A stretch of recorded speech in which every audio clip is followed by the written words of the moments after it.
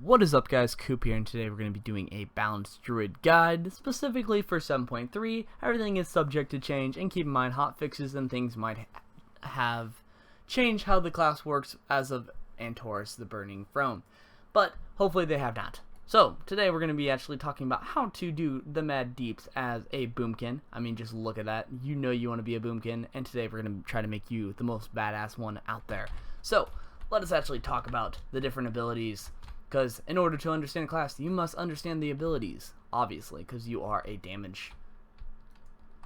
Alright, so, first things first, you are a range caster. Keep in mind, you should not be in front of the boss, the side of the boss, or anywhere near the boss, because, man, you can take a beating. So, you are a range-based caster, so you need to make sure that you treat yourself like one.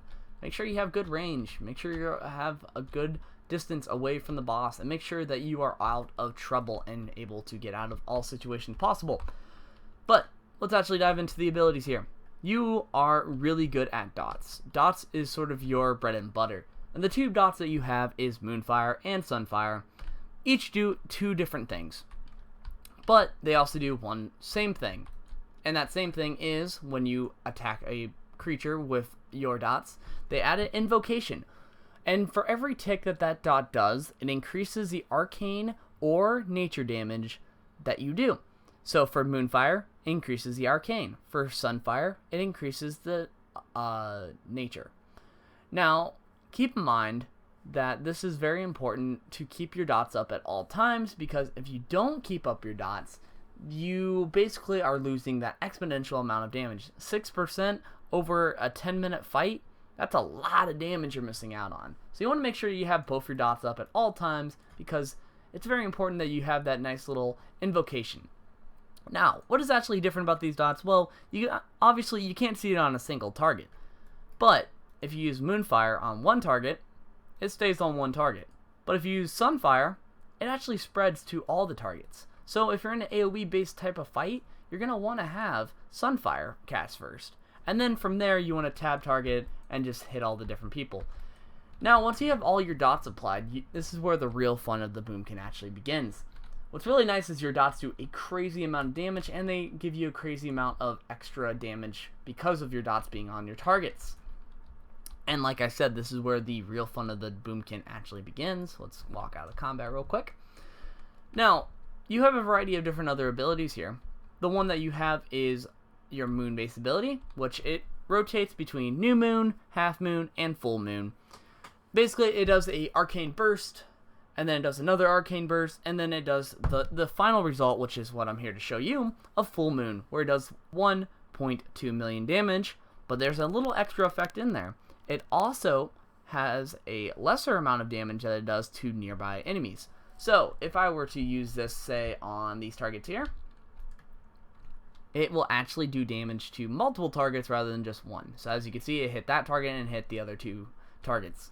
So that's something to keep in mind. So make sure that you always try to keep up your rotation so that you always get those full moon abilities, because it's helpful in every single situation. You basically not only get a large amount of burst damage from that, I mean, just doing 1.2 damage is just great. So as you can see, boom, a lot of damage, which is really nice. Also, it gives you Astral Power.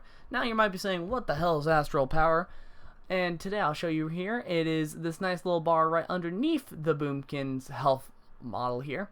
It's not mana. Now keep in mind, this class doesn't really have much mana. Mana is specifically meant for your other base abilities, such as rejuvenation and whatnot. But no, Astral Power is what helps you out with these two other abilities. These are some of your main abilities: Star Surge and Starfall.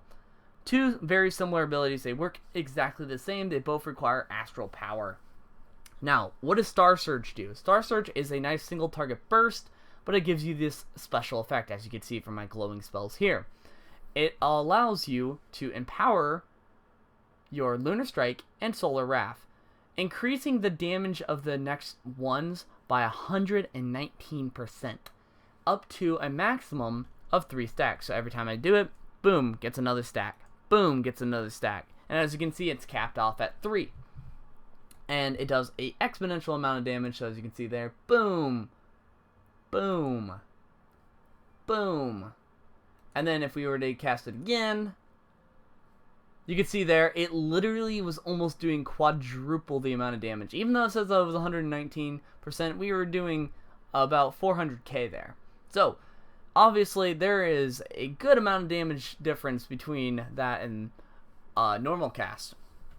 So, you want to be using Star Surge specifically, especially on single target fights or throughout a entire fight.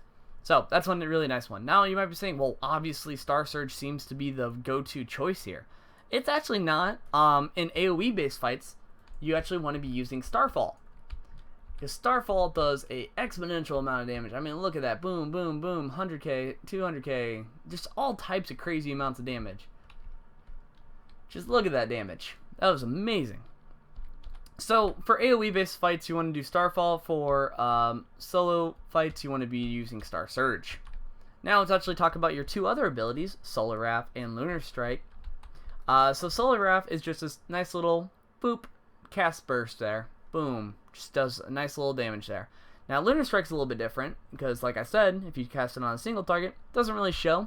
But if I were to cast it on this target, it also hits another target. So it does a nice little amount of damage, but also hits one target. However, Solar Wrath is actually a nice little ability to use when getting Astral Power. So, just overall really nice ability to have. It's also a little bit shorter. For Lunar Strike, it's a 0.9. It's 1.9 of a cast time, while Solar is 1.18. So you're getting 0.8 seconds faster if you cast Solar Wrath, which is why a lot of guides are doing it. Now keep in mind that it doesn't look like that it's that much of a difference, but if you look at a fight overall, you're going to be casting, I don't know, maybe 50 different spells. That like 0.8 seconds is going to matter a bunch. That's going to be a whole 50 seconds difference of damage that you could be doing. So that's very important to keep in mind as well. So now that we've actually talked about the different abilities and whatnot, let's actually talk about talents, because talents is really what is important, especially when we're going to be looking at our rotation. So the default one that we're going to be picking right now is Star-Lord. That one's just the best overall. These other ones are kind of complete garbage. Like, you don't need treants, and Lunar Strikes don't really need to be instant. It doesn't really help that much. Star-Lord is actually the best one because it increases the amount, or it decreases the amount of sort of your empowered spells of Solar Wrath and Lunar Strike, which is important. Now the next one is a nice little one. It doesn't really affect combat so much, but this is sort of your escapes. So if you choose Wild Charge, your Boomkin just kind of does basically a giant disengage. But Displacer Beast is by far the best one. And I know it's a little difficult. A lot of people don't like Displacer Beast when you're walking into a Boomkin. It just seems a little tough. But keep in mind, it's for one, it's a teleport, and two, it's a sort of a movement speed increase of 30 because you're changing to cat form. Now, a lot of people, it's a little difficult to get used to, but you change back into your Boomkin form just like that. So, you use Displacer Beast, you run away, and then you quickly change back to Moonkin form, and it's like nothing ever happened. So, that's a very nice ability. It just gets you out of a lot of damage. So, for example, when I did Gorgoth, there's like a lot of lava and stuff on the ground, and sometimes I was surrounded by lava, and I needed to get behind a pillar really fast. So I just popped over, did Displacer Beast, got behind that pillar that I really needed to get behind, and then switched back to my Boomkin form and started attacking. So that's very nice to have overall. Now the next one is my favorite of probably all the talent trees out there, is this nice little tree here, which gives you some different things. So you get Feral, which increases your movement speed by 15%, and also gives you a bunch of Feral-based abilities. Guardian, which decreases the amount of damage by 6% and gives you all those abilities, and Restoration, which gives you a ability that heals you for 3% of your maximum life every 5 seconds, and if you are at full, then it heals a injured party member or raid member instead. So, which is really cool about this is, well, one, it's helpful in PvP because you get all these abilities when you're out of your Moonkin form, but also because the ability that you see below so the movement speed, the damage, reducing the damage taken, and the heal based ability, they all actually work even when you're out of those specific forms. So I don't have to be in bear form to get the 6% less damage, which is super nice. Now, the real ones that are kind of honestly good at the moment is Restoration. That one's just so good, especially when you're in a raid type of setting. It just is. It's just so good. I can't really think of anything else out there. Now, what is really nice is the Guardian Affinity is super nice because of the Frenzy Regeneration. So these two are kind of like neck and neck for really good abilities. But I really like how it also heals up your raid party. Now keep in mind, I'm not throwing Feral under the bus. The movement speed increase is nice for certain fights. But on a case-to-case basis, most of the time Restoration Affinity will be the better choice of the 3. So that's up to you guys, but I say Restoration is kind of the go-to here. Also, it gives you a heal and another heal, which is super nice. Now, let's actually talk about your crowd control based abilities. This is the crowd control sort of tier. Now, this one gives you a nice little stun. This one gives you a nice multi-stun. And this one gives you a knockback. The one that is obviously the go-to here is Mass Entanglement. It's not even that hard of an ability. There's no cast time. I walk over, boom, they're all rooted, and I have time to escape. So as you can see, I'm running away, and I'm like super far away, and it's already been long enough to where they're still at their spot. So, as you can see, very good ability for getting out of the fray. Especially if you wanted to Mass Entangle and then displace their beast out, you're so far gone. Now this is the tree. Now from here on out, this is where the tree gets a little weird because you have multiple different things you can do. But for this one, I will show you specifically the 2 different builds that you can do. So Silva Forest is a super good ability because it increases the damage bonus of your empowerments by 20% and it reduces the astral cost of Starfall by 20% as well. Super good ability. Then you have Incarnation, which it basically changes up your celestial alignment. Instead, it is now makes it to where your spells do 35% more damage, and they still generate the same amount of Astral Power.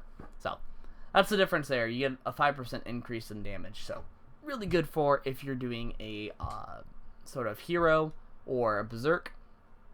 Stellar Flare is just kind of a crap-based ability. Never use this ever. Shooting Stars is another good ability.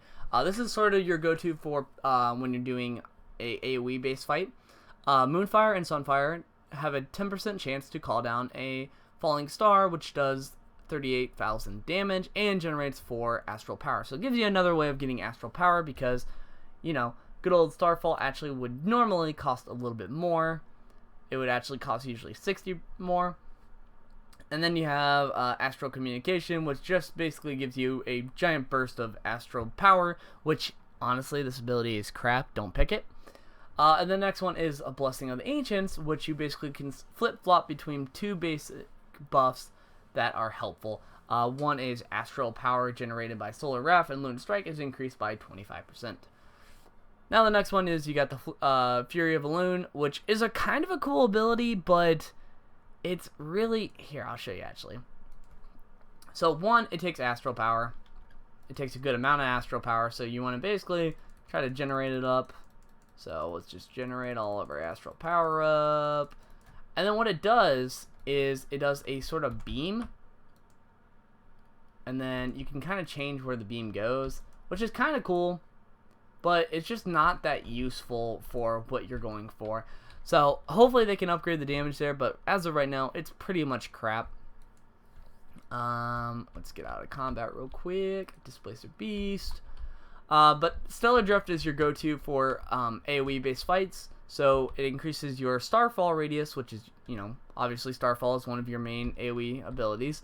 And it increases its damage by 50%. So the radius is bigger, so you can hit more targets, and the damage is more. And as even more of a bonus, you can cast while moving while in the radius. Oh my gosh, so good. And then, let's see. Oh, I gotta wait for the cooldown to come and get back.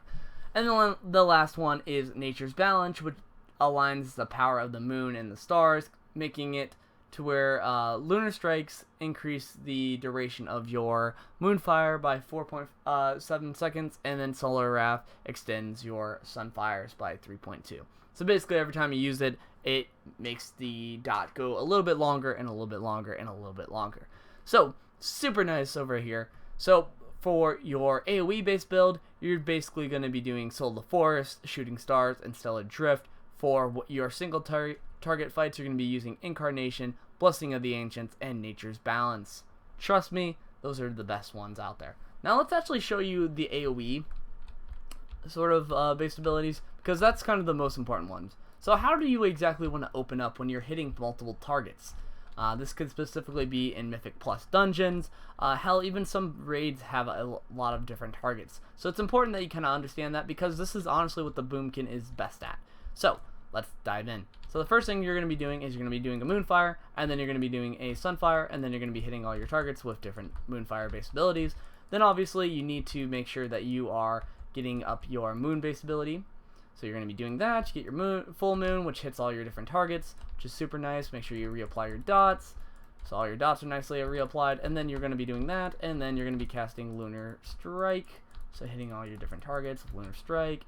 And you're going to be wanting to remember to reapply your stuff, because if you don't have it reapplied, it's going to be a really rough journey for you. And as you can see here, we're just getting back that Astral Power like nothing. And then by the time that it is about to fall, we've already got it up.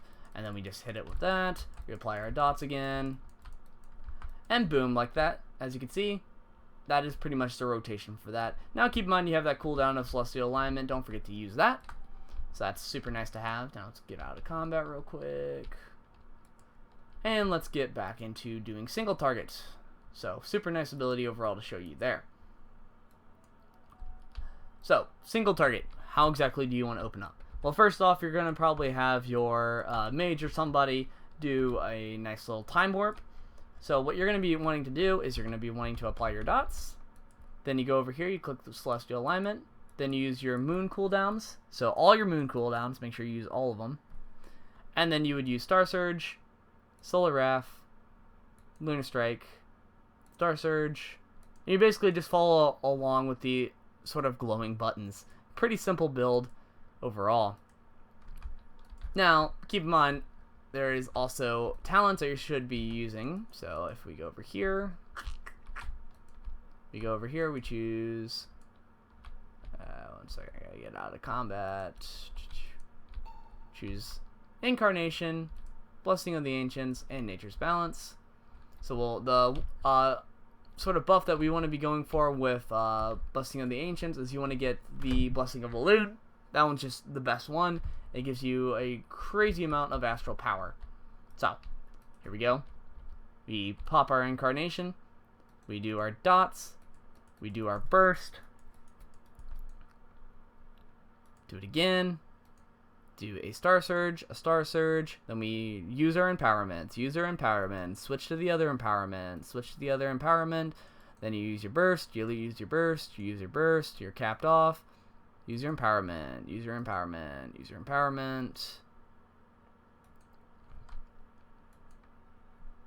and then you do that. You got a moon thing, might as well use it. Boop, boop, boop.